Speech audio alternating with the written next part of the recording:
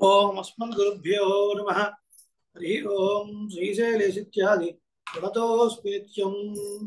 గోష్ఠిని సేవిస్తూ సంక్షేప రామాయణం వీలైనంత వరకు విశేషార్థాలతోని సంత రూపంలో శ్లోకాలు, అలాగే గోవిందరాజీయ వ్యాఖ్యతో పాటుగా అర్థాలు సేవించాలి అని ఒక మంచి సంకల్పం చేసి ప్రతి శనివారం ఆదివారం ప్రతిరోజు అంటే ఆ 2 రోజులు ఒక గంటన్నర పాటు మనం సమయాన్ని కేటాయించి కొన్ని విషయాలు తెలుసుకుందాము అని ముందుకు వచ్చినటువంటి గోష్ఠికి ఇద్దరు కూడా పరమాత్మ యొక్క అనుగ్రహం పరిపూర్ణంగా లభించాలని ముందుగా ప్రార్థిస్తూ, ఇందులో భాగంగా తన్యంలో మనం ప్రస్తుతానికి ఉన్నాం. 3 తన్యాలను మనం పూర్తి చేసుకొని 4వ తన్యంలో విడబోతున్నాం. 2, 3 తన్యాలు 2 కూడా కూరత్తాళ్వాన్ వారే ప్రసాదించారు భగవద్ రామానుజుల విషయంలో.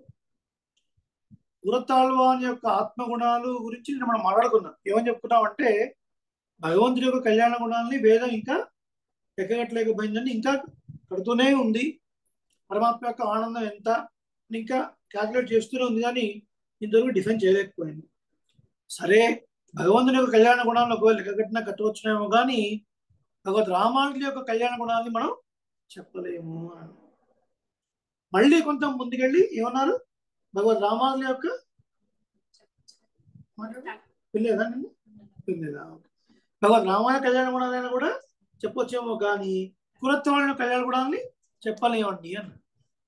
ఏమండి అంత గొప్పతనం వారిలో? చూద్దాం. శ్రీరామ క్షేత్రంలో కంతాడి వంశస్థులు ఒక ఆచార్యులు ఉన్నారు. వారు రాజగురువులు. ఎవరు వారు? రాజగురువులు. అంటే ఏంటి? రాజుగారు కూడా వారి దగ్గర కొన్ని విషయాన్ని సేవిస్తారు అన్నమాట. సాధారణంగా ఓ 10 మంది శిష్యులు ఉంటేనే గురువులకు అహంకారం వస్తుంది కదా. నాకు 2 శిష్యులు ఉన్నారు. అలాంటిది రాజే తన శిష్యుడై ఉంటే, ఏమండి, రాజే తన శిష్యుడై ఉంటే ఇంకెంత గొప్పతనంతో పాటుగా కొంచెం ప్రౌడ్ కూడా వస్తుంది కదా. కానీ మనకు శ్రీభాష్యం సేవించాలని కోరిక. శ్రీభాష్యం అంటే మనం చెప్పుకున్నాం, వ్యాస మహర్షి బ్రహ్మసూత్రాలు రాశారు. అసలు వ్యాస మహర్షి బ్రహ్మసూత్రాలు ఎందుకు రాశారండి అన్నొక ప్రశ్న వస్తే, ఆయన ఉపనిషత్తుల్లో పరతత్వ విచారణ చేసే ముందు సర్వశాఖా ప్రత్యయ న్యాయము అని ఒకటి ఉంటుంది. సర్వశాఖా ప్రత్యయ న్యాయము అంటే ఒక అర్థాన్ని మనం సమీకరించి చెప్తున్నప్పుడు ఏదో ఒక పదాన్ని బట్టి అలా చెప్పడం కాదు, అది ఏ సందర్భంలో వచ్చింది, ఆ ప్రకరణం ఏమిటి, ఆ లింగము తాత్పర్యము, ఇవన్నీ చూసి చెప్పాలి. సరే, వ్యాస మహర్షి శిష్యులను కూర్చోబెట్టుకున్నారు. మరి పలానా పదానికి పలానా సందర్భంలో ఉన్నటువంటి వాక్యానికి అర్థం ఏమిటి అని అడిగారు. పలానా అని చెప్పారు వారు. సరే, సరిగా ఉంటే ఓకే అన్నారు, లేదు అంటే సరి చేశారు. ఆ తర్వాత వారికి అనిపించింది, మరి కలియుగంలో ఇలా కూడా పొరపాటు పడి ప్రదత్వ నిర్ణయంలో ఏమైనా ఇంకా ఏమైనా వేరే పోకల్లో పుడతారేమో అని బ్రహ్మసూత్రం రచించారు కదా. అందరి సమన్వయంతో బ్రహ్మసూత్రం రచించారు. దానికి కొంచెం అర్థానికి సంబంధించినటువంటి విశేషాన్ని బోధాయనుడు అనేవారు వృత్తి గ్రంథం పేరు మీద రాశారు. దానికి భాష్యాన్ని రాయడానికి భగవద్ రామానుజులు కూరుకున్నారు. ఆ బ్రహ్మసూత్రాల యొక్క కమెంటరీయే శ్రీ భాష్యము. అది సంప్రదాయంలో చాలా ముఖ్యం. మనం చెప్పుకున్నాం కూడా ఒకసారి. శ్రీభాష్యము, త్రివేణి కాలక్షేపము, రహస్యత్రయము, అలాగే శ్రీరామాయణ కాలక్షేపం, చాలా గీతాభాష్యంతో సహా చాలా ముఖ్యమైన కాలక్షేపాలు. ఇవన్నీ సంప్రదాయంలో మనం తప్పగా సేవించదగినవి. ఏమండి, మేము ఇప్పటిదాకా అవన్నీ సేవించలేదు, ఎలా సేవిస్తావు అని కంగారు వస్తుంది. సేవించాలని కోరుకుంటే చాలు, పరమాత్మ ఏర్పాటు చేస్తాడు మీకు మార్గాన్ని. అయితే అవన్నీ కూడా సంభాషణ కొరకు మాత్రమే సేవించాల్సిన రహస్య గ్రంథాలు. పర్వాలేదు. అయితే ఎందుకు చెప్తున్నాను ఇవన్నీ అంటే, శ్రీభాష్యాన్ని నేర్చుకోవాలి అని ఈ కందాడి ఆచార్య వారికి ఒక సంకల్పం ఉంది. వారు ఏం చేశారు, భగవద్ రామానుజుని ఆశ్రయించారు. అయ్యా రామానుజ, మరి దాసుడికి శ్రీభాష్యం సేవించాలని ఉంది, మీరు కృప చేయగలరు అంటే, వారు ఏం చేశారు, ఇదిగో వెళ్ళండి, కుర్రత్తాడు అన్నారు, వారిని సేవించండి, వారు మీకు చెప్తారు అన్నారు. ఇప్పుడు ఇక్కడ అహంకారం అడ్డొచ్చింది కదా. శ్రీరంగ క్షేత్రంలో వేయించేసి ఉన్నటువంటి యతిరాజులు ఎవరు? భగవద్ రామానుజులు. వారి దగ్గర తిరుమాళ్లే వారి దగ్గర సేవించారు కదా. తిరుమాళ్లే తిరుక్కురుముడి నమ్మి భగవద్ రామాను శిష్యులై కూర్చున్నారు. అంతో పాటు తిరుమణకాలు దిద్దించుకున్నారు. చిన్న పిల్లవాడి వేషంలో వచ్చి దయమంత్రాన్ని ఉపదేశం చేయించుకున్నారు. అప్పటిదాకా తిరుక్కుణుడు నంబి కాస్త భగవద్ రామాయణ సంబంధం చేత వైష్ణవ నంబి అని పిలిపించుకోబడ్డారు. అలాంటి పెరుమాళ్ళు వచ్చి ఆయన ఆశ్రయించారు. మా శ్రీ వెంకటాచలంలో ఏం జరిగింది? శంఖచక్రాలు ప్రసాదించిన తర్వాత వాళ్ళు సాక్షాత్తు ఆచార్యులుగా భావించారు. తిరువేంగనమడయ ఆ శ్రీనివాసుడు భగవద్ రామానుజుల్ని ఆచార్యులుగాను, అలాగే తన వక్షస్థలంలో మళ్ళీ లక్ష్మీ అమ్మవారిని ప్రతిష్ఠింపజేసినందుకు మామగారుగా కూడా కీర్తించారు భగవద్ రామానుజులు. అందుకనే చూడండి, ఆ ఈశాన్య దిక్కులో ఉంటుంది భగవద్ రామానుజ సన్నిధి. కరెక్ట్ గా శ్రీనివాసుడు వేం చేస్తున్న ప్రదేశం కన్నా కొంచెం ఎత్తు స్థానంలో భగవద్ రామానుజులు ఉంటారు. దానికి కారణం ఏంటి అంటే ఆచార్య స్థానం, అది రహస్యం. మరి వారి దగ్గర నేర్చుకోవడం అంటే ఏం కాదు, కానీ మళ్ళీ వాళ్ళ శిష్యుల దగ్గరికి వెళ్ళి శ్రీవాసం నేర్చుకోవాలంటే కొంచెం నామోషి కదా, అహంకారం అడ్డు వస్తుందా కదా. ఇప్పుడు నా దగ్గరికి వచ్చారు, శ్లోకం నేర్పించండి అని. నాకు కొంచెం బిజీ ఉన్నానండి, మీరు హితశ్రీని అడిగి నేర్చుకోండి అని. ఏమనుకుంటారు వాళ్ళు? అయ్యో ఈయన దగ్గర నేర్చుకుంటే బాగుండు, కానీ ఆ చిన్నపిల్ల దగ్గర ఏం నేర్చుకుంటాం అనుకుంటారా లేదా? ఇప్పుడు రాజుగారు కూడా రామానుజులు చెప్తే బాగుండేది, కానీ కురుతాళ్ళ దగ్గరికి వెళ్ళాలి, ఒక సంకోచించుకుంటూనే వెళ్ళారు. వెళ్ళి అయ్యా మీరు ఇలా కాలక్షేపం సాధించారు, తప్పకుండా రామానుజ ఆజ్ఞ అయిన తర్వాత ఇంకేంటి, కానీ నేను రాజుగారికి ఆచార్యుని మీకు తెలుసు కదా, కొంచెం రహస్య స్థలంలో మనం సేవించుకుందామండి. శ్రీరంగంలోనే ఒక తోటలో ఏదో ఒక మూల కూర్చొని ఎవరికి కనపడని జనసమ్మర్దం లేని ప్రదేశంలో సేవించుకుందాం. సరే, ఇప్పుడు కాలక్షేపం జరిగే పద్ధతి వేరు, ఆ రోజుల్లో కాలక్షేపం జరిగే పద్ధతి వేరు. ఇప్పుడు ఉదాహరణకి ఇది మూల గ్రంథం అనుకోండి. ఈ మూల గ్రంథాన్ని ఇలా పట్టుకొని ఇలా పట్టుకున్న తర్వాత శిష్యులైన వారు ఈ గ్రంథాన్ని పట్టుకోవాలి. పట్టుకొని ఇందులో ఉన్న విషయాన్ని చదవాలి. చదివిన తర్వాత దీని అర్థం ఏంటో ఆచార్యులు వివరిస్తారు. ఉదాహరణకి మీరు ఆచార్యులు అనుకోండి, నేను శిష్యుని అనుకోండి. ఈ గ్రంథం నేను పట్టుకొని వందే రమ్యజా మాతరం ముని ఇత్తాలు ఉక్తార్థమే చొల్లుகிறது రమ్యజా మాతృ శబ్దత్తాలే అకార వాచనే చొల్లి ముని శబ్దత్తాలే తదన్యార్హ శేషత్వ జ్ఞానత్రయుடைய పరమ చేతనే చొల్లుகிறது అని ఆపాలి. ఆపగానే ఇది మణిప్రవాడ భాష, తమిళము సంస్కృతం కలిసిందనమాట. ఇలా చెప్పి ఆపగానే ఎదురు ఆచార్యుల నుండి ఈ సెంటెన్స్కి అర్థం ఏంటో అని చెప్తారు. అంటే నేర్చుకునే వాళ్ళకు కూడా అంత కిడ్నీ ఉండాలి. ఏముండాలి? కిడ్నీ, బ్రెయిన్ ఉండాలి. నేర్చుకునే వాళ్ళకి అంత బ్రెయిన్ ఉండాలి అనమాట. ఇప్పుడు ఎవరా కాలక్షేపం అట్లా ఎవరు చదువుతున్నారా అండి? తెలుగే చదవడం రావట్లేదు సరిగా. తెలుగులో ఉన్న విషయాన్ని నోట్బుక్ చదవమంటే ఎక్కడ ఆపాలో, ఎక్కడ ఫుల్ స్టాప్ ఉందో, ఎక్కడ కామో తెలియకుండా అన్ని కలిపి చదివేస్తున్నాను. రామునితో కపివరుండు ఇట్లనియే సెంటెన్స్ రెండు అనుకోండి. రామునితో కపివరుండు ఇట్లనియే. రామునితో రాముడితో అంటే శ్రీరాముడితోని కపివరుండు ఇట్లనియే. కపివరుడు అంటే ఎవరు? జయ హనుమాన్. ఎవరు? ఆంజనేయ స్వామి. కపి అంటే మంకి, వరుడు శ్రేష్ఠుడు, వానరుల్లో శ్రేష్ఠుడైన వాడు స్వామి హనుమాన్. రాముడితో స్వామి హనుమాన్ ఇట్లనియే అని దాని అర్థం. మనం ఏం చదువుతున్నాం? రామునితో కపివరుండు ఇట్లనియే అని చదువుతున్నాం. కాబట్టి తెలుగు ఏమన్నా సరిగా ఆడుతున్నాం. నీకు వచ్చు ఉదాహరణ చెప్తాను. సో మరి మణిప్రవాళ భాష ఆయన ఎలా చదువుతుంది?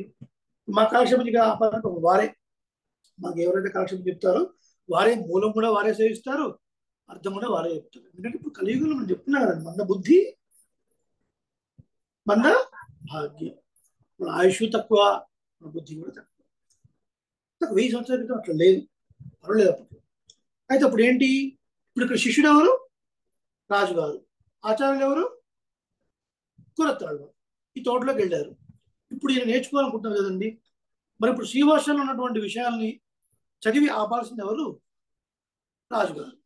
అంతే కదండి. చదివి పలానా సెంటెన్స్ చదివి ఆపాలి. ఎక్స్ప్లెయిన్ చేయాల్సింది ఎవరు? కురత్తాళ్ళు. ఇలా కొంతకాలం నడుస్తున్న సమయంలో ఎందుకో ఒకసారి ఆ తోట వైపు రాజుగారు వచ్చారు. ఏ రాజుగారు? ఈయనకి ఎవరైతే శిష్యులు ఈ కందాడి ఆచార్యులకి వారు వచ్చారు. ఇక రాగానే టెన్షన్ మొదలైపోయింది కదా. ఇప్పుడు చూశారనుకోండి, ఏమనుకుంటారు? ఓ మా గురువు గారికి అని తెలుసు అనుకుంటే ఈయన వెళ్ళి ఇంకొక దగ్గర శిష్యరికం చేస్తున్నారే అంటే మా గురువు గారి కన్నా గొప్పవారు ఇంకోరు ఉన్నారనే అర్థం. అప్పుడు గురువు గారి దృష్టిలో ఆయన తక్కువైపోతాడు కదా. ఈయన కంగారు పడుతున్నారు రాజుగారు. ఈయన కంగారు పడుతుంటే వెంటనే కురత్తలను గమనించారు. గమనించి ఏం చేశారు? ఆ రాజుగారి చేతిలో వ్యాసపీఠ గ్రంథం ఉంటే తక్కువ లాక్కునేసుకుని ఇలా చదివేసి, ఇలా ఒక సెంటెన్స్ చదివేసి కూరతల్వాన్ చదివి ఆపేశారు. రాజుగారు వచ్చేసరికి అప్పుడు రాజుగారు ఏమనుకుంటారు, ఓహో మా గురుగారి దగ్గర పరమ వృద్ధుడైన కూరతాళ్వాన్ నేర్చుకుంటున్నాడా శ్రీభాష్యం. చూసారా కూరతాళ్వాన్ యొక్క మనస్సు ఎంత గొప్పదో చూసారా. అర్థమైందా నేను చెప్తుంది మీ ఇద్దరికి. రాజుగారు నేర్చుకోవాలి కదా. రాజుగారు రాజుగారి యొక్క ఆచార్యులు కంగాడి ఆచార్యులు వారు చదువు ఆపాలి, కూరతాళ్వాన్ గారు చెప్పాలి. కానీ ఇప్పుడు రాజుగారు వచ్చేసరికి కొంచెం ఈయన కొంచెం ఇన్కన్వీనియన్స్ ఏర్పడింది. ఎక్కడ రాజుగారి ముందు నేను తక్కువైపోతానో అని ఈయన భయాన్ని తొలగించడం కోసం, ఈయన గౌరవాన్ని కాపాడటం కోసం కూరతాళ్వానే శిష్యులుగా మారిపోయారు. రాసిపేటను తీసుకుని ఆ గ్రంథాన్ని తీసుకుని చదివి అయ్యా దీనికి అర్థం వివరించండి అని అంటే అప్పుడు కందాడి ఆచార్యులు ఏదో వాళ్ళు తెలిసిన చెప్తూ ఉంటే రాజుగారు రాగానే వెంటనే సాష్టాంగ ప్రణామం చేసి అయ్యా ఆచార్యులు వారు ఏదో కాలక్షేపంలో ఉన్నట్టున్నారు, దాసుడు డిస్టర్బ్ చేశారు క్షమించండి అని రాజుగారు దాసు సమర్పించి వెళ్ళిపోయారు ఆనందపడుకుంటూ.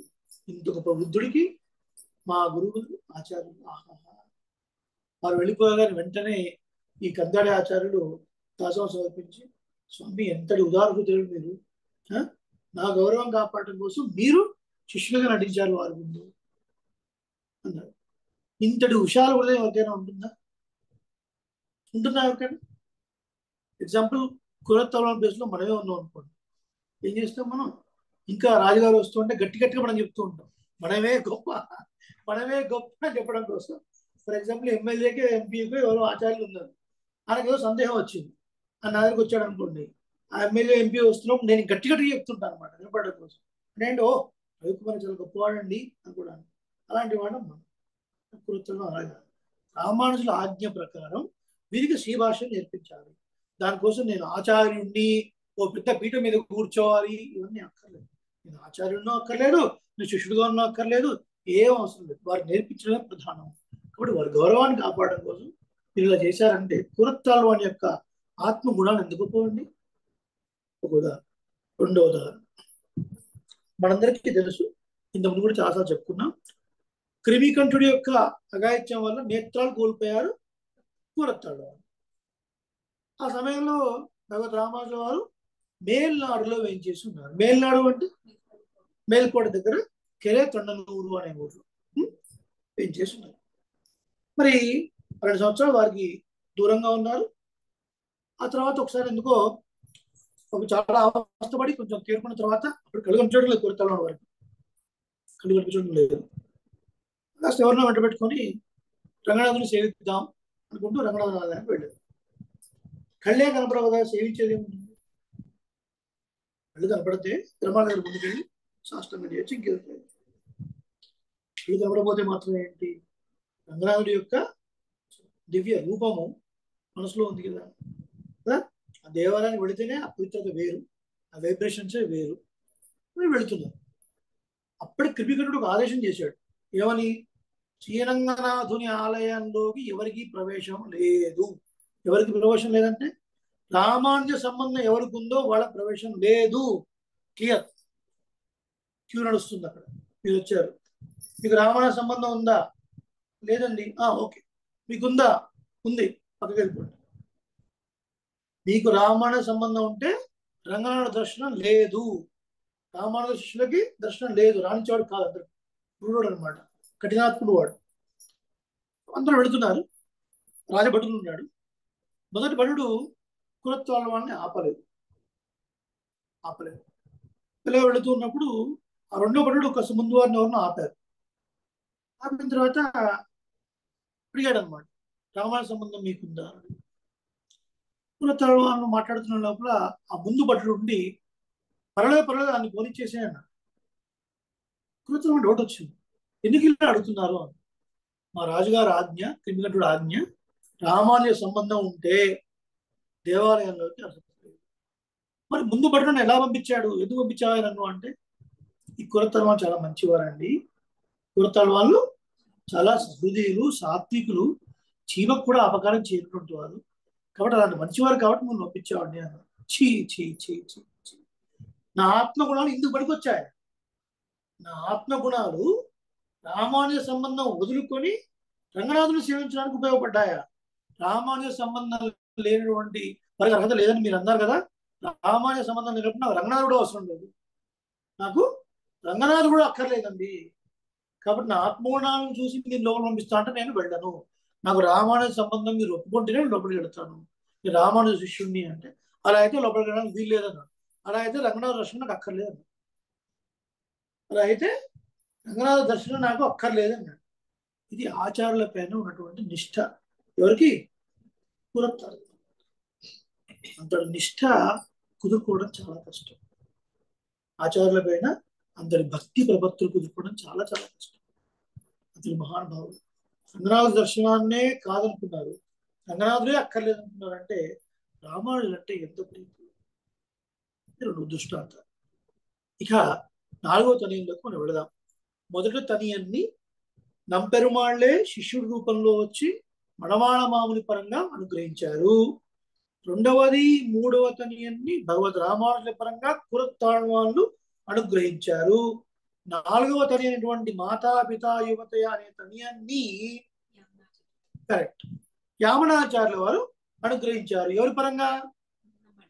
నమ్మాళ్వారి పరంగా అనుగ్రహించారు. అయితే ఈ తనయన్ ఎక్కడదో తెలుసా ఎవరికైనా? గోస్ట్ లో ఉన్న వారికి ఎవరికైనా తెలుసా? By chance? సరే, టైం ఎందుకు వేస్ట్ చేయడం. స్తోత్రరత్నములు యామనాచార్య స్వామి వారు అద్భుతమైన కొన్ని గ్రంథాలు రచించారు. అందులో మహాపురుష నిర్ణయం అని ఒకటి, తర్వాత ఇంకా కొన్ని గ్రంథాలు ఉన్నాయి, కాంతా చతుశ్లోకి. అందులో ఆళవందార్ స్తోత్రం ప్రసిద్ధి ఒకటి. దానికే స్తోత్ర రత్నము అని పేరు. మన సంప్రదాయంలో 3 రత్నాలు అండి. 3 రత్నాలు ఏమిటవి? ఒకటి శ్రీ విష్ణు పురాణం పురాణ రత్నము, రెండవది ద్వయమంత్రము మంత్ర రత్నము, మూడవది ఆళవందార్ స్తోత్రం స్తోత్ర రత్నము. ఈ 3 మనం గుర్తుపెట్టాలి. స్తోత్రరత్నంలో 5వ శ్లోకం యామనాచార్యుల వారు కీర్తిస్తున్నారు. మాతా పిత యువతయ తనయా విభూతి సర్వం యదేవ నియమేన మదన్వయానాం ఆద్యస్య నః కులపతేః వకులాభిరామం శ్రీమద్గంధిరుడం ప్రణమానమూర్తి. ఏంటో దీని అర్థం చూద్దాం. మాత తల్లి, పిత తండ్రి, యువతయ భార్యలు, తనయ పుత్రుడు, విభూతి సంపద, సర్వం వీరే తల్లి తండ్రి అందమైన భార్యలు పిల్లలు సంపద మొత్తం మాకు శ్రీ నమ్మాళ్వార్లే. మా యొక్క కులమునకు అంటే ఈ ప్రపన్న కులమునికి వైష్ణవ కులమునికి పుట్టుక చేత విద్య చేత ఆద్యస్య కులపదే మొట్టమొదటి గురువులు ఎవరు అంటే శ్రీ నమ్మాళ్వారు. వారే మాకు గురువులు, వారే మా సర్వస్వం వారే. సాధారణంగా ఏంటి, మనకు తల్లి వేరు, తండ్రి వేరు, భార్య వేరు, పుత్రులు వేరు, సంపద వేరు. అలాగే మన కుల గురువులు వేరు, మన గోత్రము వేరు కదండి. కానీ అన్నీ కూడా మాకు సర్వస్వం నమ్మాళ్వార్లే అని చెప్తున్నారు ఇక్కడ యామనాచార్యులు.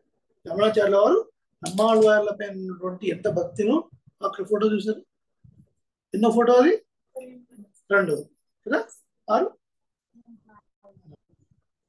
ఏంటి ఇక్కడ గొప్పతనం అంటే మాత తల్లి కూడా వీరే అంటున్నారు.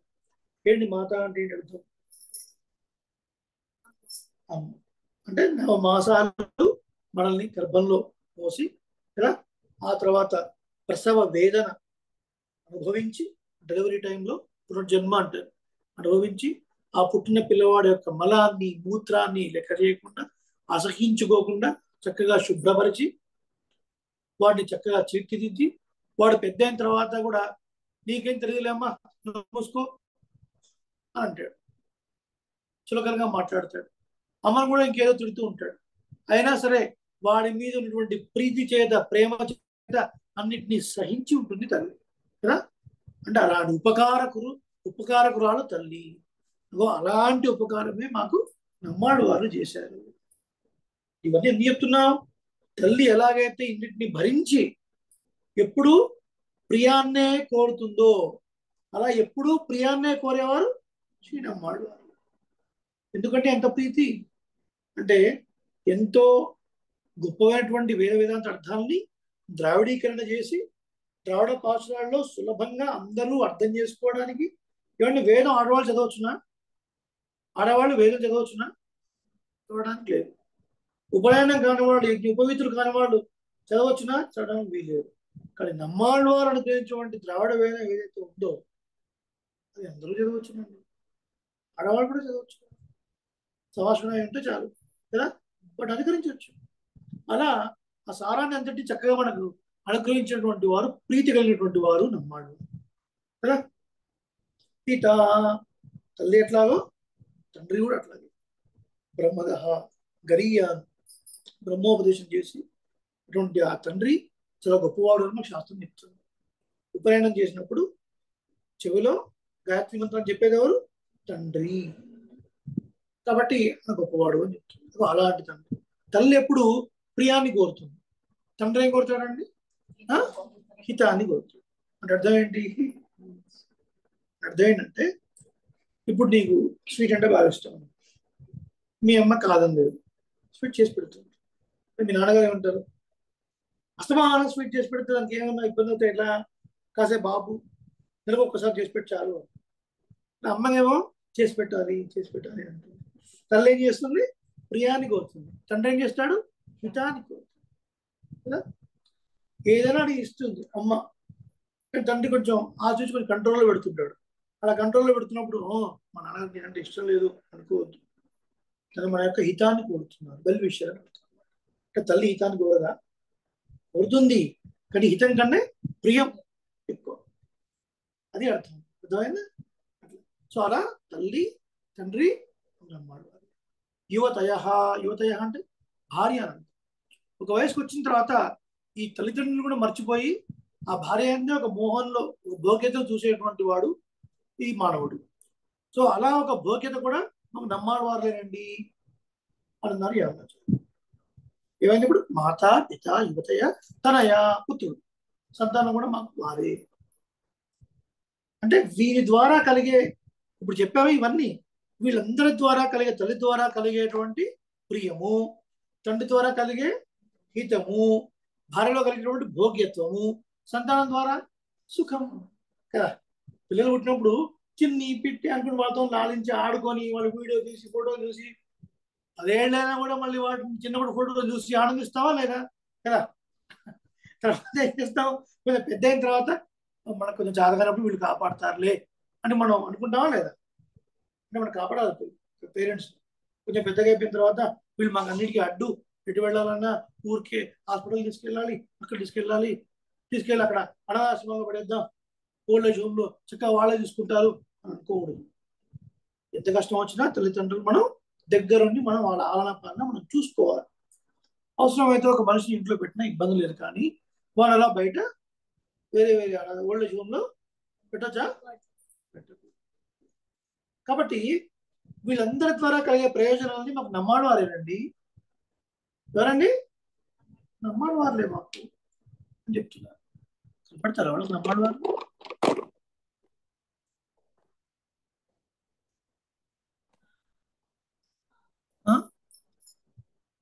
ఇంకా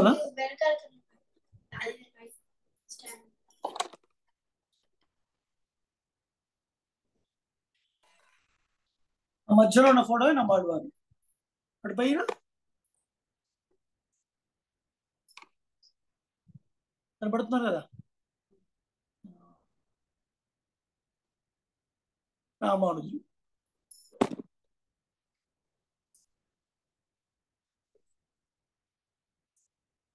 మీకు ఇబ్బంది ఉంటే కూర్చోండి, ఇబ్బంది లేదు కాసేపు అట్లా.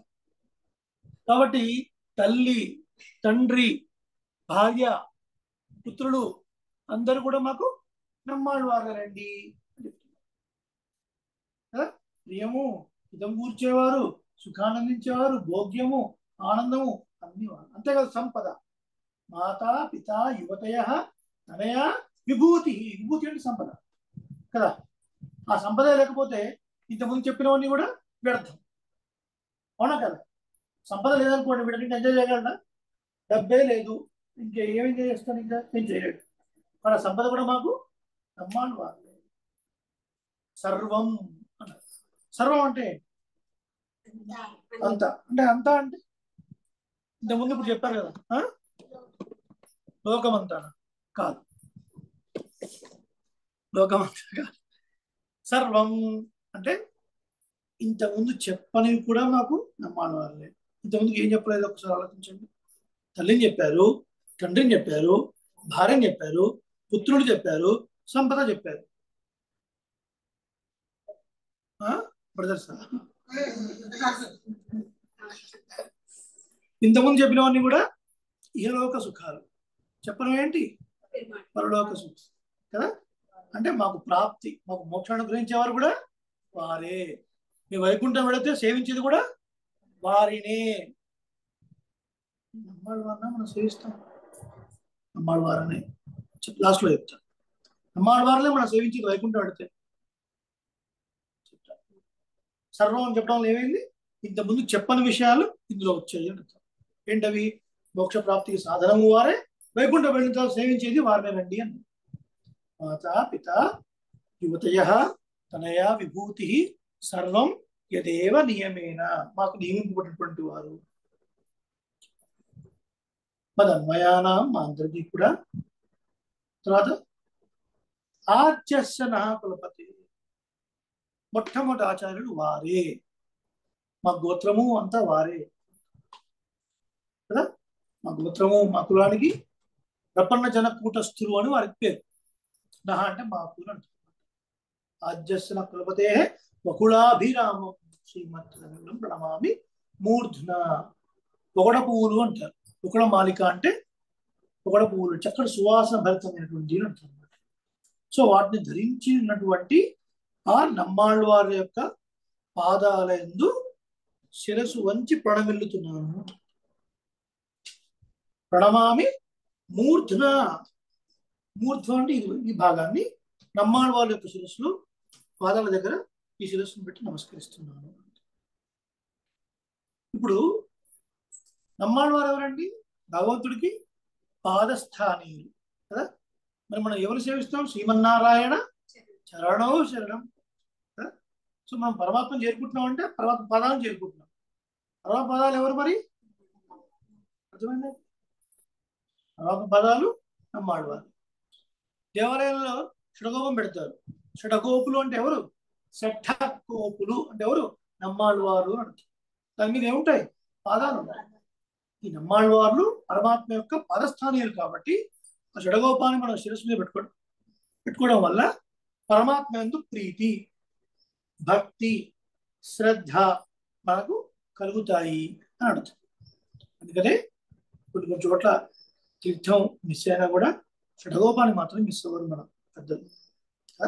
తప్పకుండా ఆ మర్యాదలో షడగోప మర్యాద అనేది మనకు ఉంటుంది. మీరు దివదేశాలు ఎక్కడ కైంకర్యం ఉంటుంది చూడండి, పెరమాళ్ళు ఉంటారు, రామానుజులు లేకపోతే ఇంకా పూర్వాచార్యుల ఆళ్వారు ఉన్నా కూడా ముందుగా మర్యాదగా ఆ షడగోపాన్ని తీసుకుని వెళ్ళి విరాళం తాగించారు. మొన్న బ్రహ్మోత్సవాలు చూసారా? సమతా కుంభ్ చూసారా టీవీలో? ఇప్పుడు నేరుగా చూసినప్పుడు కూడా గరుడ సేవ జరిగింది. పెరమాళ్ళు ఉన్నారు కదా, అక్కడ ఆచార్యులు కూడా ఉంటారు. అన్ని చోట్ల ఏం చేస్తారు? పరమాత్మ యొక్క షడగోపాన్ని మాలని సేవింపజేస్తారు. అలా షడగోపానం చాలా ముఖ్యం. అది షడగోపులు అంటే నమ్మాళ్ళ వారిని శ్రీమన్నారాయణ యొక్క పాదస్థానీయులు షడగోపులు. అప్పుడు యావనాచార్యులు ఏం చెప్తున్నారు? మాకు సర్వం నమ్మాళ్ళ వారులేనండి. అంత గొప్పగా మాకు ద్రావిడ వేదాన్ని అనుగ్రహించి పరమాత్మ యందు ప్రీతిని మాకు కలిగించినటువంటి వారు. అలాగే మా తాతగారైనటువంటి నాథమునులకు ఆళ్వార్ తిరునగరులో 12,000 సార్లు కడి నుంచి రుత్తాము పాలన చేసిన తర్వాత యోగ దశలో తెరకట్టి వారు అడిగినటువంటి తిరువాముజే కాకుండా నారాయణాన్ని మొత్తాన్ని కూడా కృప చేసినటువంటి వారు ఎవరు? రహస్యత్రయాన్ని, తిరుమంత్రార్థము, ద్వయమంత్రార్థము, చిరశ్లోకార్థాన్ని నాథమునుల కృప చేసింది ఎవరు? నమ్మాళ్ళు. భవిష్యదాచార్య విగ్రహము నాథమునులకు ఇచ్చింది ఎవరు? నమ్మాళ్ళు. కలియుగంలో కొంతకాలం తర్వాత భవిష్యదాచార్యులు ఉద్భవిస్తారు. వారి విగ్రహాన్ని ముందే ఇచ్చేశారు. ఎవరు? నమ్మాళ్ళు వారు. ఎవరికి? నాథమునులకు. ఎవరిదా విగ్రహం? భగవద్ రామానుజుల విగ్రహం. ఇప్పుడు ఇవన్నీ చేసినటువంటి వారు నాకు పరమ పూజనీయులు. వారే మా కులము, వారే మా గోత్రము, అన్నీ వారే అని వారి యొక్క శిరస్సులో ప్రణమిల్లుతున్నాను అని శిరస్సు వంచి వారి పాదాల దగ్గర పెడుతున్నాను అని యావనాచార్యుల వారు నమ్మాళ్ళ వాళ్ళ పరంగా చేసినటువంటి తనియన్ స్తోత్రరత్నంలోని శ్లోకం ఇది. తెలుగు తనియన్లో మన పెద్దలు పెట్టారంటే ఎంతటి విశేషం ఉన్నది అని మీరు గమనించుకోవాలి. ఇందులో కృష్ణ తృష్ణాతత్వము అని పేరు ఎవరికి? నమ్మాడు వారి. కృష్ణుని పొందాలి, కృష్ణుని పొందాలి, కృష్ణుడితో ఆడుకోవాలి, కృష్ణుడితో ఎంజాయ్ చేయాలి, కృష్ణుడితోని ఇంకేదో కోతికొమ్మ చోట్ల ఆడుకోవాలి, కృష్ణుడి యొక్క విశ్వరూప సందర్శనం చూడాలి, ఎన్నెన్నో కోరికలు కలిగితే కృష్ణుడిని పొందాలి అన్న కోరికను ఎవరైనా గీయగలరా, డయాగ్రామ్ వేయగలరా అంటే నమ్మాడు వారి ఫోటో చూపించి ఇదండి అని చెప్తారు. కృష్ణుడిని పొందాలి అనే కోరికను మీరు డ్రా చేస్తే నమ్మాడు వారి ఫోటో వస్తుంది. అంటే కృష్ణ తృష్ణాతత్వము అని నమ్మాడు వారి పేరు. కృష్ణ తృష్ణాతత్వము. తృష్ణ అంటే కృష్ణుని పొందాలి అని కోరిక, తృష్ణ అంటే దాహం, పొందాలని కోరిక. అర్థమైంది కదా? తర్వాత నేను పడదాం. తర్వాత నేను ఏంటిగా భూతం సరశ్చ మహదాత్వయ పట్టనాథ. చెప్పండి మీరు.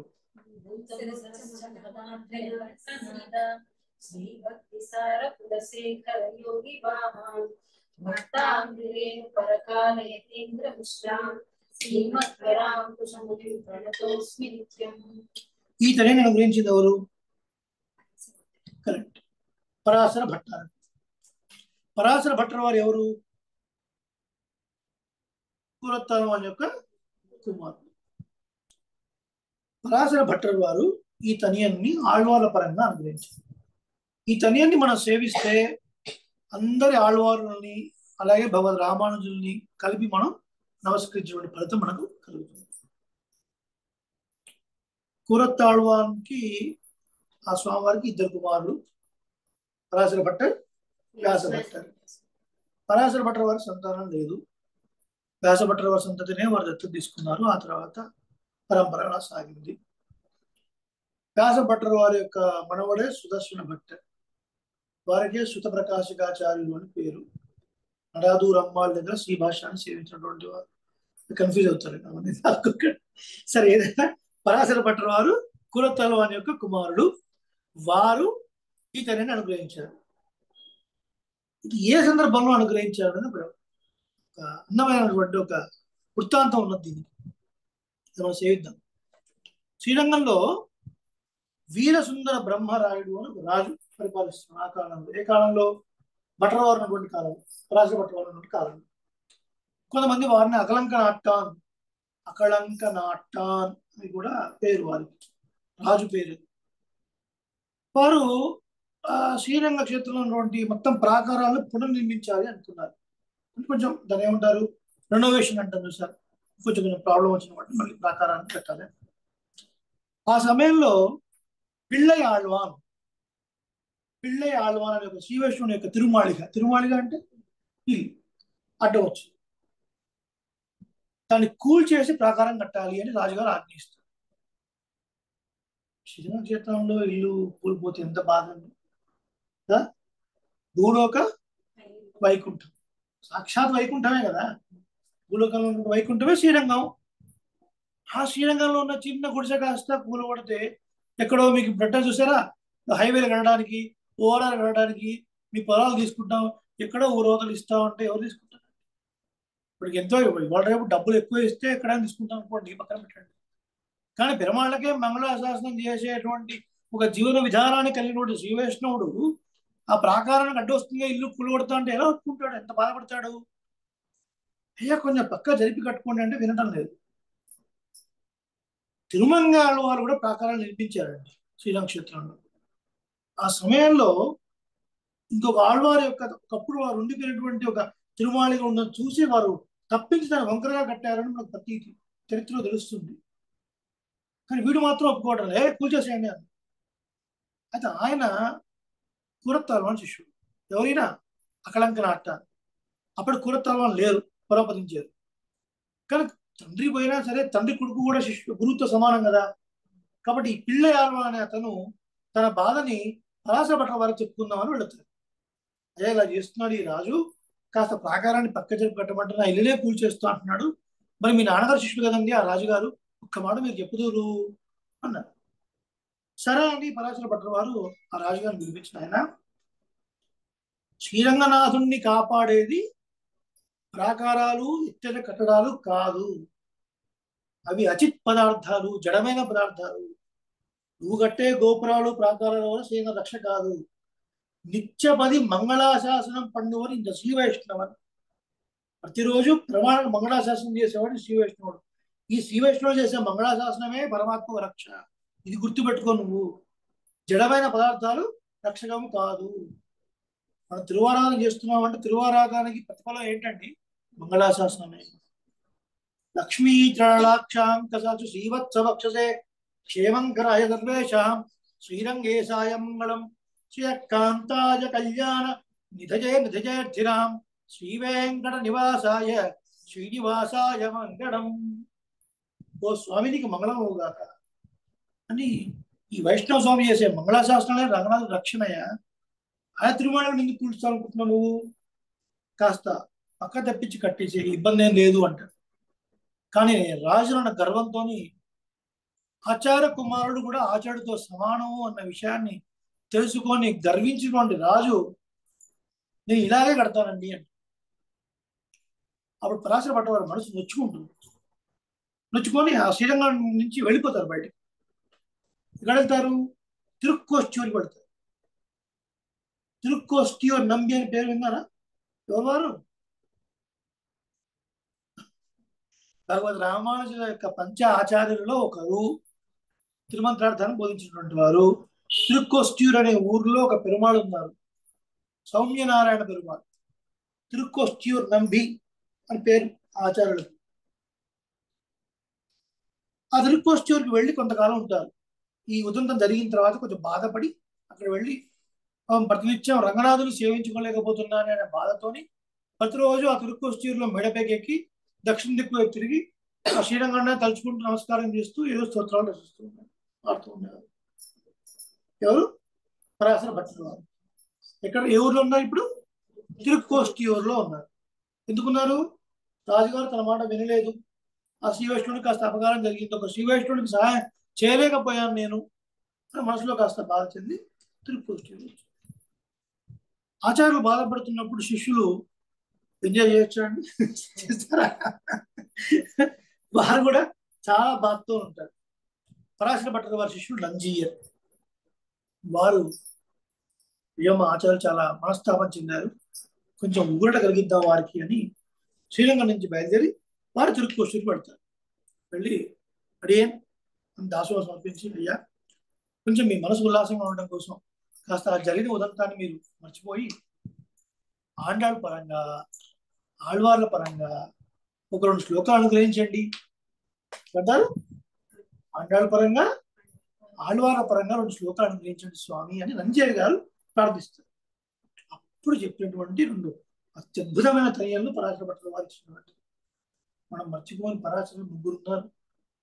పరాశర మహర్షి, నోట్ చేసుకోండి, పరాశర మహర్షి శ్రీ విష్ణు పురాణాన్ని మనకు అందించిన మహానుభావుడు, వ్యాస మహర్షి యొక్క తండ్రి. పరాశర భట్టర్ ఎవరు? కులత్తరవాణి కుమారుడు. అద్భుతమైన తనయులు ఏమిటి? ఒకటి నీలాతుంగ స్తనయుడి, రెండవది భూతంధరశ్చ మహదాహ్వయ. ఎన్నో తనయులు ఇచ్చారు, ఈ 2 చాలా ముఖ్యం. మూడవ పరాశరన్ అయోధ్య రామమందిరం కేసులో ఎర్రగా నామం పెట్టుకుని చెప్పులు లేకుండా వచ్చి, పెద్ద ఆయన 90 ఏళ్ళ పైబడ్డవాడు, చెప్పులు లేకుండా వచ్చి కోర్టులో వాదించారు. గుర్తుందా? ఆ మధ్యన పేపర్లో వచ్చింది, టీవీలో చాలా చోట్ల వచ్చింది. పరాశరన్ వారి పేరు. శ్రీ విష్ణు చెప్పులు లేకుండా వచ్చేవారు, కోర్టు వచ్చి వాదించేవారు. ముగ్గురు పరాశరం గుర్తుపెట్టు. ఇంకెవరైనా మీ దృష్టిలో ఉంటే వారిని కూడా యాడ్ చేసుకోండి. గొప్పవాళ్ళు మహానుభావులు ఎవరైనా ఉంటే వారిని కూడా యాడ్ చేసుకోండి. ఈ ముగ్గురిని మాత్రం ముఖ్యంగా. ఆ సందర్భంలో పరాశర భట్టర్ వారు ఈ చర్యని అనుగ్రహించారు. భూతం అంటే పూదత్తాళ్వారు అంటారు. సరశ్చ, సరస్సులో జన్మించినటువంటి వారు, పొయ్యే ఆళ్వారు అని పేరు. భూతం అంటే పూదత్తాళ్వారు అని, అలాగే సరశ్చ అంటే సరస్సులో జన్మించిన వారని అర్థం. భూతం సరశ్చ మహదాహ్వయ, పేయాళ్వార్. ఆహ్వయ అంటే అనే పేరు గల అని అర్థం అనమాట. సో ఈ ముగ్గురిని మొదలాళ్వారు అని అంటారు. వారందరూ కూడా day after day, day after day వరుసమ్మడి జన్మించారు అనమాట. వీరు జన్మించగానే నెక్స్ట్ డే వీరు, వారి తర్వాత వీరు. ఆ ముగ్గురు కూడా కాంచీపురంలో జన్మించారు.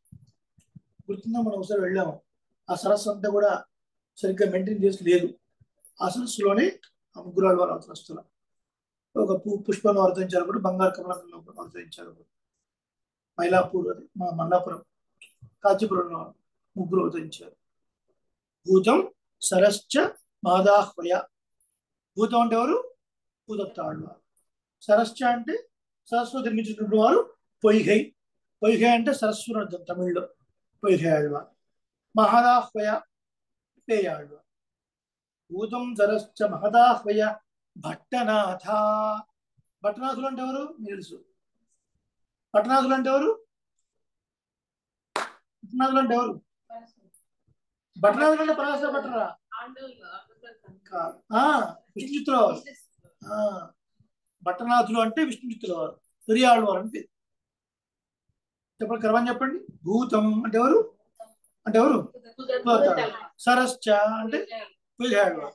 మహదాహ్వయ పేయాళ్వారు. భట్టనాథ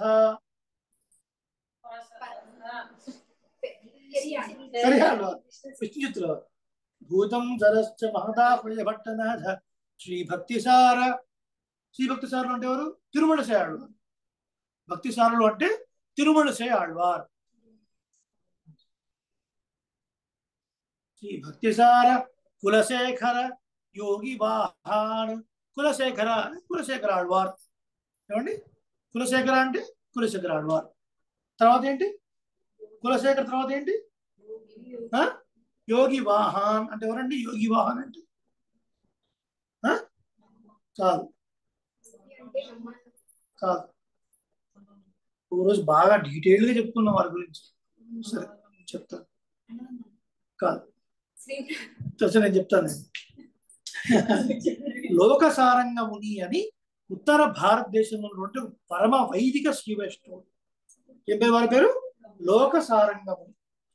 దక్షిణ దేశంలో ఉన్నటువంటి శ్రీరంగనాథుని యొక్క వైభవాన్ని తెలుసుకొని అక్కడికి వచ్చి అక్కడ ప్రధానార్చకులుగా ఉంటారు లోకసారంగ ముని శ్రీరాక్షేత్రంలో. వారు కావేరి నదికి వెళ్ళి తీర్థం తీసుకొద్దామని వైష్ణవ స్వాములతో బిందె పట్టుకుని వెళుతూ ఉన్నప్పుడు ఆ దారిలో ఒక వీడను పట్టుకొని రంగనాథం గురించి పాడుతూ ఉంటారు ఒక ఆళ్వార్, తిరుప్పాణ ఆళ్వార్. రంగనాథుణ్ణి సేవించడానికి నేరుగా దేవాలయానికి వచ్చే యోగ్యత లేదు ఆ రోజుల్లో. కొన్ని కులాల వాళ్ళని లోపల రానిచ్చేవాళ్ళు కాదు. ఇప్పుడున్న కట్టుదిట్టం అట్లాంటిది.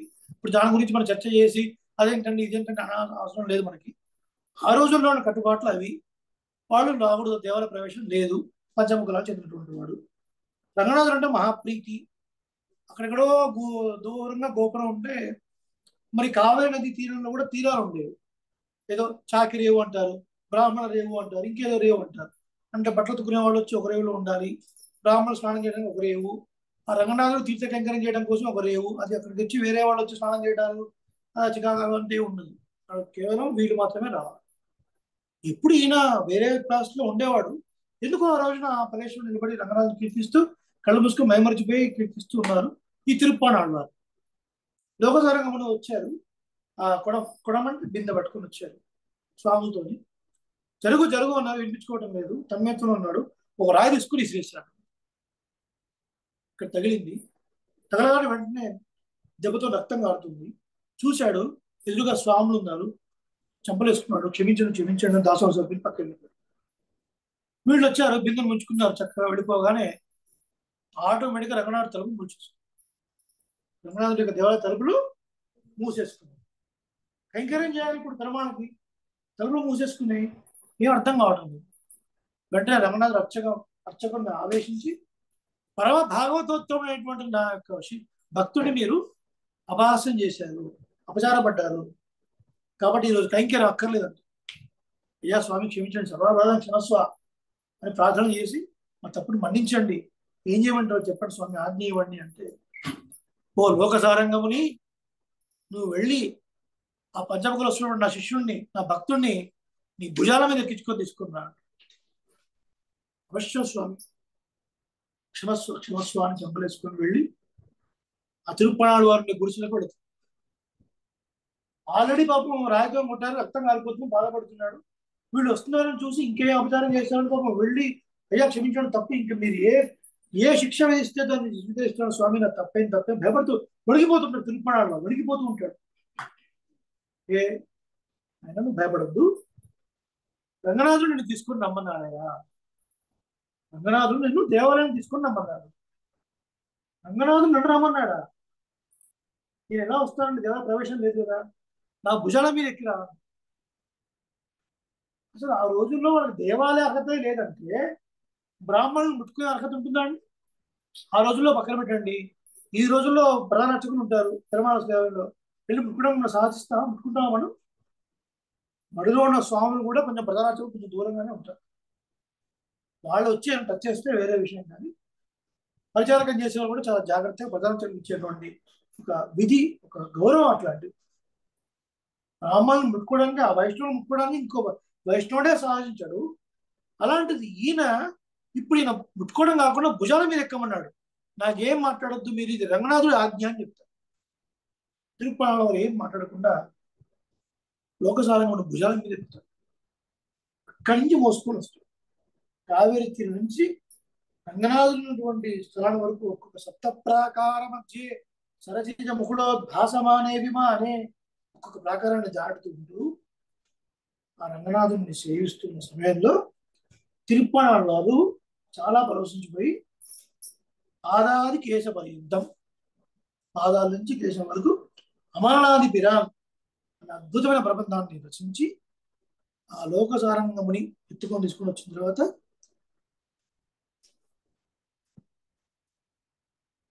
రంగనాథుడిని చూసి ఇంకా తట్టుకోలేక రంగనాథుడు తీసుకెళ్ళిపోయాడు. ఎవరిని? తిరుపతి. అంటే సశరీరంతో రంగనాథుడి యొక్క పాదాల్లో కలిసిపోతారు. అలా ప్రాకృతి శరీరంతోనే పరమాత్మలో లీనమైన ఆళ్వార్లు ఇద్దరు. ఎవరు? ఒకరు గోదాదేవి, రెండవ వారు తిరుప్పాణ ఆళ్వార్. లోకసారంగ ముని అనే ఒక పరమ భాగవతోత్తముడు వేదాంగాలు అధ్యయనం చేసినటువంటి వారి యొక్క భుజాల మీద ఎక్కి రంగనాథుడిని సేవించుకున్నటువంటి ఆళ్వారు కాబట్టి ముని వాహనుడు అని పేరు. లోకసారంగ ముని వాహనంగా కలిగినటువంటి వాడు కదా. పరమాత్ముడు కూడా వాహనాలు ఉంటాయి కదా. త్రివేంద్రమణి అని ఉన్నాడు, ఏముంటాయి వాహనం? చంద్ర ప్రభవాహనము, సూర్య ప్రభవాహనము, శేష వాహనము, చిన్న శేష వాహనము, పెద్ద శేష వాహనము, హనుమద్వాహనము, ఇవన్నీ ఉంటాయి కదా. ఇక పరమాత్మకు ఉంటాయి.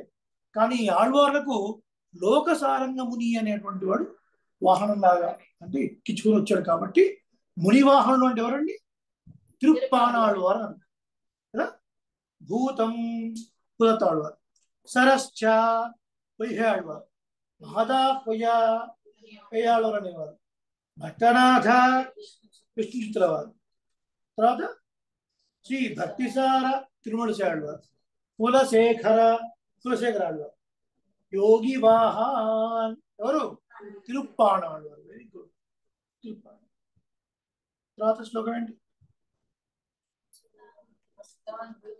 భక్తాంఘ్రిరేణు బరకాల యతీంద్ర మిశ్రాన్. భక్తాంఘ్రిరేణు తొండరడిపోయి ఆళ్వారు విప్రనారాయణుడు అని పేరు వారు.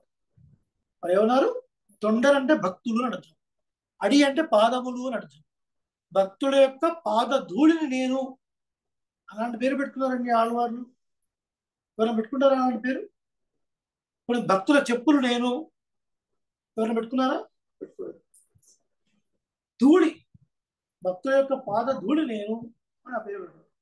తొండర్, అడి, పొడి, ఆళ్వార్. తొండర్ అంటే భక్తులు, అడి అంటే పాదము, పొడి అంటే రేణువు. భక్తుల యొక్క పాద ధూళి అని పేరు పెట్టుకున్నారు. భక్తాంఘ్రిరేణు పరకాల. పరకాలం అంటే ఎవరు? ట్రికీ.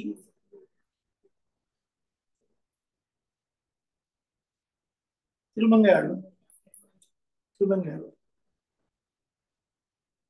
భక్తాంఘ్రిరేణు పరకాల యతీంద్ర మిశ్రాన్ శ్రీమత్ పరాంకుశముని ప్రణతోస్మి నిత్యం.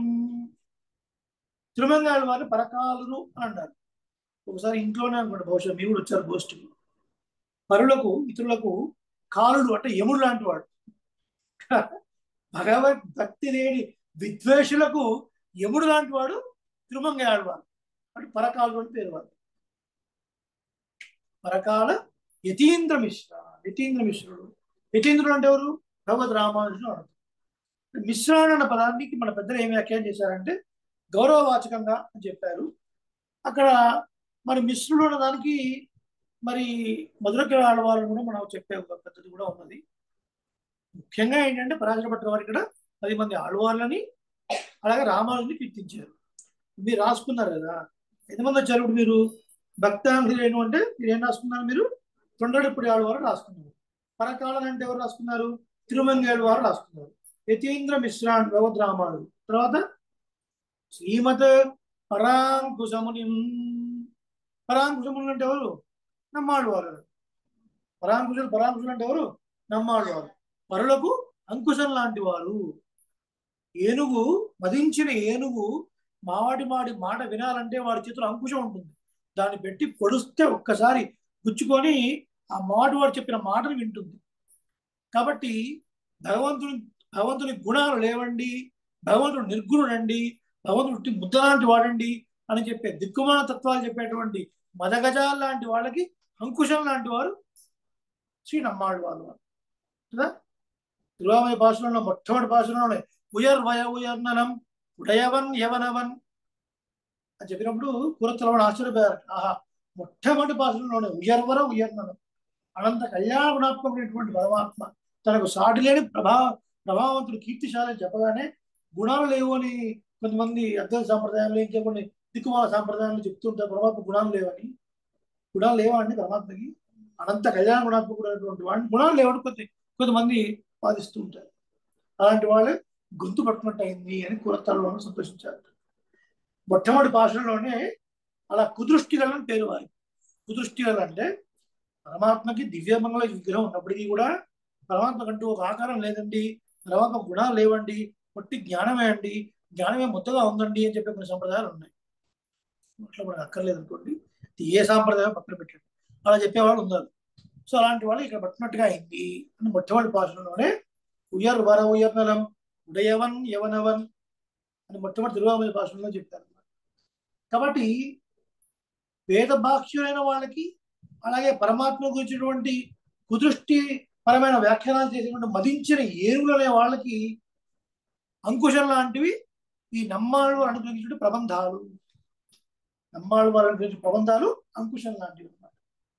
కాబట్టి శ్రీమత్ పరాంకుశం ప్రణదోస్మి నిత్యం, ఎల్లప్పుడు నిత్యం వారికి నమస్కరిస్తున్నాను. ఎంత అద్భుతమైన అర్థం ఉందండి ఇందులో. ఎంతమంది ఆడవారు శ్లోకాల పేర్లు రాస్తున్నారు? రిపీట్ చదువు పైకి. కుదతాళ్వార్ తర్వాత ఎవరు? తర్వాత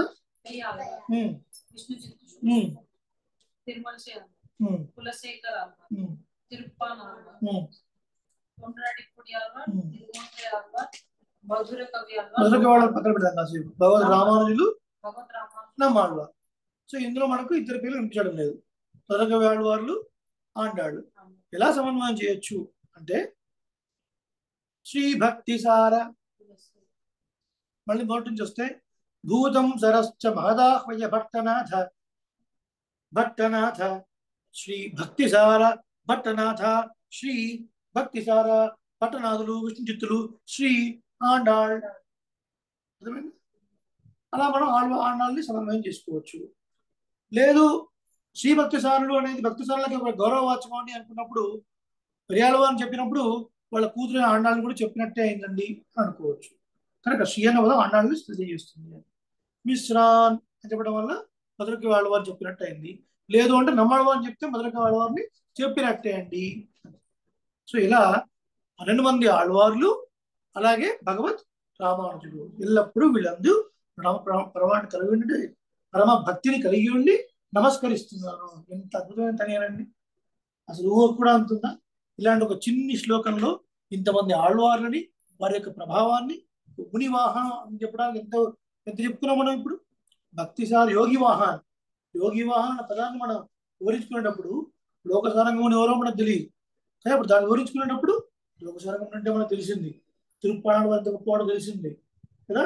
రంగనాథుడు అనుగ్రహించాలంటే గొప్ప కులంలో పుట్టి ఉండటం ముఖ్యం కాదు, గుణం ముఖ్యం అని తెలుసు కదా. కులం ముఖ్యం కాదు, గుణం ముఖ్యం. అందుకనే మూడింటిని వదలాలి అని చెప్తారు. మదత్రయం రాసుకోండి, మదత్రయం, MADATRAYAM, మదత్రయం, మూడింటిని వదలాలి. ఏమిటి ఆ మూడు మదములు అంటే విద్యామదం, మొదటిది విద్యామదం, రెండవది ధనమదం, ధనమదం, మూడవది అభిజన మదం. ఒకటి విద్యామదం అంటే నేనే ఎడ్యుకేటెడ్ పర్సన్, నేనే పండితుడిని, నాకే చాలా శాస్త్రాలు తెలుసు, నేను ఎంతమంది ఆచార్యులు సేవించాను, నా దగ్గర గోల్డ్ గ్రంథాలు ఉన్నాయి కాబట్టి నేనే టాప్, మిగతా వేస్ట్. ఉండొచ్చు అట్లాంటి అభిప్రాయం, అలాంటి గర్వం ఉండకూడదు, అహంకారం ఉండకూడదు. ధనమదం, కోట్లు ఉన్నాయి నా దగ్గర, నా వెనకాల 1000 మంది వస్తారు, రిచ్ పర్సన్. అలాంటి మదం ఉండొచ్చా? విద్య ఎక్కువ ఉన్నా, ధనం ఎక్కువ ఉన్నా, మనకు ఉన్నదండి చిన్నప్పుడు, ధనం ఎక్కిన మదం ఎక్కువ, ధనం పెరిగితే మదం పెరుగుతుంది అంటారు. ఉన్నప్పుడు అభిజన మదం అంటే గొప్ప వంశం నాది, నాది గొప్ప వంశం, గొప్ప కులంలో పుట్టాను, నేను పూజింపబడేవాడిని, పూజింపదగిన వాడిని నేనే, నా కులమే, ఈ మదం ఉండకూడదు. కులం చూడదు, గుణం చూస్తాడు. కాబట్టి ఈ మూడింటిని మనం వదిలేయాలి. వీటి మదత్రయము అంటారు. ఏమిటో ఒకసారి రిపీట్ చేయండి చూడకుండా. విద్యామదం, ధనమదం, అభిజన మదం, అభిజాన కాదు అభిజన, అభిజనం, ఈ మూడింటిని వదిలేయాలి అని మనకు పూర్వాచార్యులు ఉపదేశించలేదు, ఆచరణ యోగ్యంగా చూపించారు. ఆచరణ యోగ్యంగా చూపించారు. ఎలా ఆచరణ యోగ్యంగా చూపించారు అనేది ఒక వృత్తాంతం ద్వారా వచ్చే సెషన్లో మనం సేవించే ప్రయత్నం చేద్దాం. అద్భుతమైన ఘట్టం అది, చాలా అద్భుతమైన ఘట్టం అది. వచ్చే వారం మనం వాటిని సేవించే ప్రయత్నం చేద్దాం. ఇంతటితో మనకు పొదుత్తలయంలో యథాశక్తి యథామతి భగవద్భాగవత ఆచార కటాక్షంతో వినియోగించుకోవడం జరిగింది. శ్రీమతి రామానుజాయ నమః. యదక్షరవద భ్రష్టం మాత్రాహీనం తు యద్భవేద్ తత్సర్వం క్షమ్యతాం దేవ నారాయణ నమోస్తుతే. కాయేన వాచా మనసేంద్రియైర్వా బుద్ధ్యాత్మనా వా ప్రకృతే స్వభావాత్ కరోమి యద్యత్ సకలం పరస్మై నారాయణాయేతి సమర్పయామి. సర్వం శ్రీకృష్ణార్పణమస్తు. మంగళాశాసనపరైః మదాచార్య పురోగమైః సర్వైశ్చ పూర్వైరాచార్యైః సత్కృతాయాస్తు మంగళం.